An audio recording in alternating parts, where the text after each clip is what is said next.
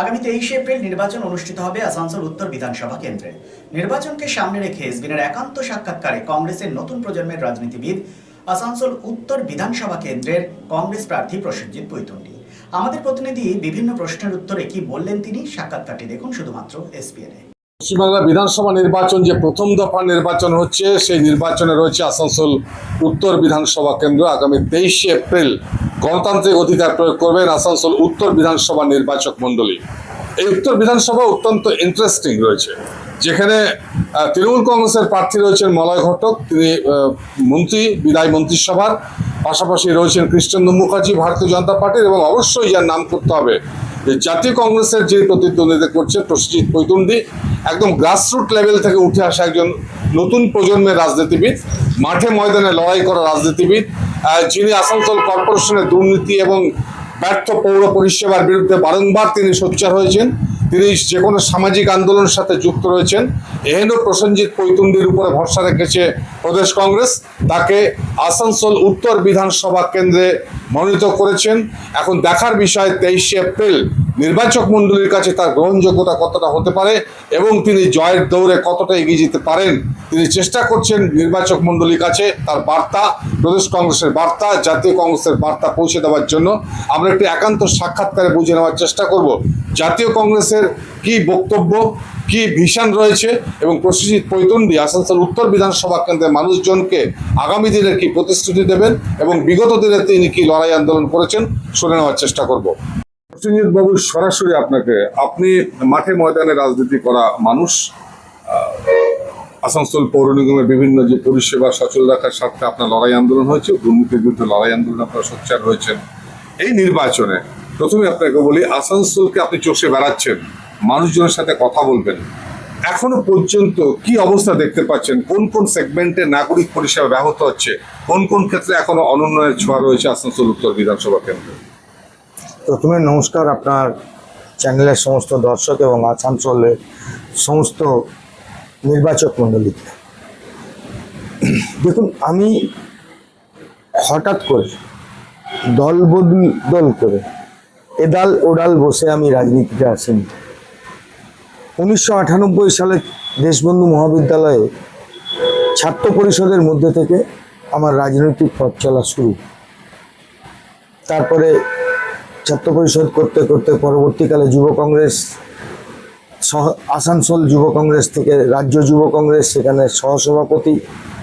পরবর্তীকালে যুব কংগ্রেস শেষ হওয়ার পর জেলা কংগ্রেস হওয়ার প্রদেশ কংগ্রেসে আমাকে নিয়ে যায়। বিগত দিনে লোকসভা উপনির্বাচনে আমি প্রতিদ্বন্দ্বিতা করি এবং এইবার দল আমাকে বিধানসভায় প্রার্থী করেছে।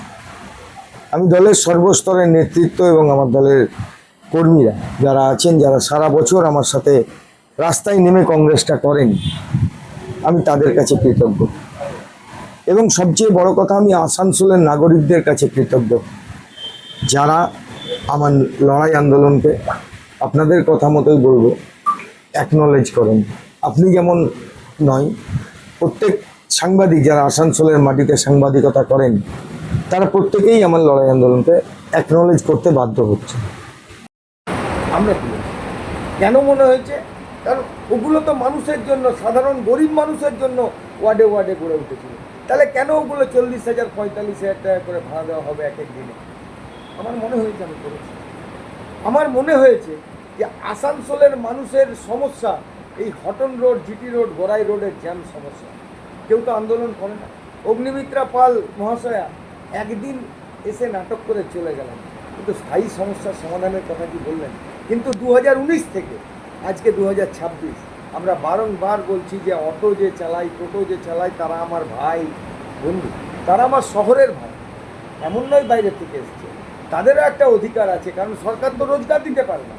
সেই সরকার যখন রোজগার দিতে পারে না, সেই সরকারের ব্যর্থতায়, তাহলে তাদেরকে কমসে কম অটো স্ট্যান্ড দাও, টোটো স্ট্যান্ড দাও, তারা নির্দিষ্ট রুটে চলাচল করুক, কেউ কারোর সঙ্গে ঝামেলা অশান্তিতে জড়া। হসপিটালের সমস্যা হোক, সে আপনার বেকার যুবকদের রোজগারের দাবি হোক, আমি প্রতিটা বিষয়ে সোচ্চার হই। কারণ আমি এটুকু জানি, আমার ব্যক্তিগত চাওয়া পাওয়া কিছু নেই। ভগবান দুটো হাত দিয়েছে, শরীর দিয়েছে, মেহনত করে খেয়ে নেব। কিন্তু অনেক ভাইয়েরা আছে, বোনেরা আছে, যাদের একটা রোজগার দরকার, তাদের কাছে সেই রোজগারটার মূল্য অনেক। আমি লড়াই করি।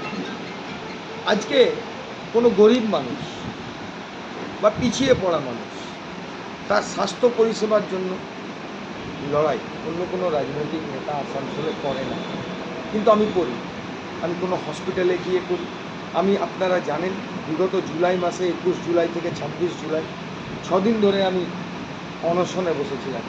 আমি নই, আমার সঙ্গে আমার কংগ্রেস কর্মীরাও ছিলেন, কিন্তু অনশনে আমিও ছিলাম। আমি অনশন করেছি কেন?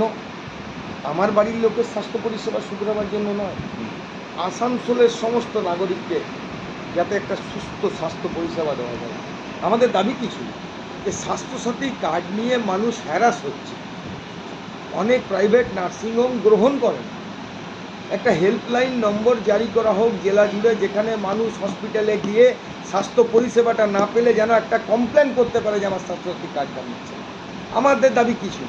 আমাদের দাবি ছিল আসানসোল জেলা হসপিটালের নামে যে বিল্ডিং তৈরি হয়েছে, সেখানে নিউরোলজিস্ট নেই, ইউরোলজিস্ট নেই, কার্ডিও ঠিকমতো নেই, সেখানে নেফ্রোলজিস্ট নেই। এই সমস্ত ডাক্তারের বা এই সমস্ত বিভাগ চালু করা উচিত। আমাদের দাবি কী ছিল?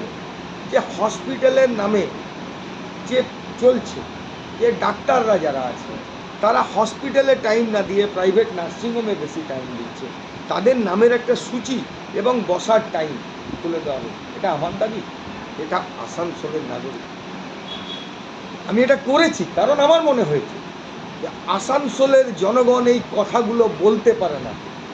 সেই লড়াইটা যদি আমাকে লড়তে হয়েছে, আমি আমার পরিবার ছেড়ে যদি 6 দিন রাস্তার ধারে পড়ে থাকতে পারি, যদি শুধরাতে পারি, আমি করেছি।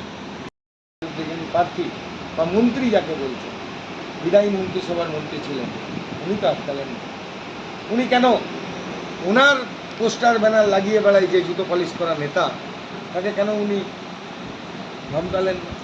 প্রসেনবাবু, আপনি একদিকে আসানসোলের বিভিন্ন সমস্যা সেটাকে নিয়ে আপনি লড়াই নেতৃত্ব দিয়েছেন প্রদেশ কংগ্রেসের, জাতীয় কংগ্রেসের প্রতিনিধি হিসাবে, কিন্তু প্রশ্ন যেটা ক্রমশ রাজনীতির যে ঘূর্ণাবর্ত, তাতে দেখা যাচ্ছে যে ধর্মীয় মেরুকরণ হচ্ছে, হিন্দু মুসলমানের রাজনীতি ক্রমশ মাথাচাড়া দিচ্ছে। আপনার কি মনে হয় এই ধর্মীয় ভাবাবেগের যে রাজনীতি, সেটা কতটা ভয়ঙ্কর দেশের এবং সমাজের পক্ষে? আপনারা কংগ্রেসের অবস্থানটা দেখুন, আমি আসানসোলবাসী হিসেবে আসানসোলের মানুষকে বলবো, এই শহর আমাদের ভ্রাতৃত্বের শহর। শহরটার নামই হচ্ছে আসানসোল, হলেও আমরা বলি সিটি অফ ব্রাদারহুড। কেন আমরা এই ভ্রাতৃত্ববোধকে নষ্ট করি? আজকে হ্যাঁ, এই দুই ফুলের লড়াইয়ে আসানসোলে একটা বাইনারির জন্ম হয়েছে, ধর্মের রাজনীতি। আমরা জাতীয় কংগ্রেস করি। আমি যে স্বাস্থ্য নিয়ে আন্দোলন করেছিলাম, সেটা তো কোনো ধর্মের জন্য করিনি। আমি যে হটন রোডের জ্যাম সমস্যার জন্য রাস্তায় বসেছি, ধর্নায় বসেছি, কোনো জাতির জন্য তো করিনি। আমি কর্পোরেশনের দুর্নীতির বিষয়ে কথা বলেছি, কোনো জাতির জন্য বলিনি। ইলিগ্যাল কনস্ট্রাকশন থেকে শুরু করে সমস্ত কিছু।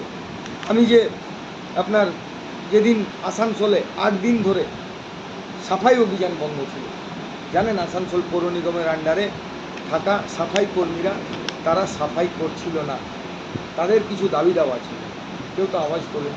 আমরা এগিয়ে এসেছিলাম, ঝাড়ু হাতে আমরা নেমেছিলাম, এই সিটি বাস স্ট্যান্ড থেকে শুরু করে কর্পোরেশনের দরজা পর্যন্ত গেছিলাম ঝাড়ু মারতে মারতে। তবে কর্পোরেশনে বসে থাকা বাবুদের ঘুম ভেঙেছিল, তাহলে তাদের ঘুম ভাঙাতে আমি ঝাড়ু হাতেও রাস্তায় নামতে পারি, তাদের ঘুম ভাঙতে আমি অনশন করতে পারি। আমি যে ইস্কো কারখানায় গেছিলাম হাল্লাবোল কর্মসূচির মধ্যে দিয়ে আমার যুবক ভাইদেরকে নিয়ে, যুব কংগ্রেসের ব্যানারে, কেন গেছিলাম? বলেছিলাম আসানসোলের স্থানীয় বেকার যুবক ভাই বোনেদেরকে রোজগার দিতে হবে। আমি কোনো জাতির কথা বলেছি? বলিনি তো। আমি বলেছি হিন্দুকে দিতে হবে, মুসলিমকে দিতে হবে, কারণ পেটের যে যখন খিদে লাগে না, তখন ধর্ম দেখা যায় না। খিদেটাই সব ধর্মের উত্তর। লড়াইটা আমি কতটা কঠিন মনে হচ্ছে? দেখুন, লড়াই কঠিন, হ্যাঁ, আমার কাছে তো নিশ্চয়ই, আমার কাছে তো কয়লা বালি লোহা গরু পাচারের টাকা নেই, সিন্ডিকেটের টাকা নেই, আমার কাছে আম্বানি আদানি বা ইলেকট্রাল বন্ডের টাকা নেই। আমাদের দলের বর্তমান অর্থনৈতিক অবস্থা সারা ভারতবর্ষের মানুষ জানে, এবং আমরা ছোটোখাটো ব্যবসা করে গাড়ি চালিয়ে খাই, গাড়ির ব্যবসা। তো এইটুকুর মধ্যে থেকে যতটুকু সম্ভব লড়াই করছি। আপনি হয়তো দেখবেন আসানসোল শহরে হোর্ডিংয়ে ঢেকে দেওয়া হয়েছে, দুই কম্পিটিশন চলছে।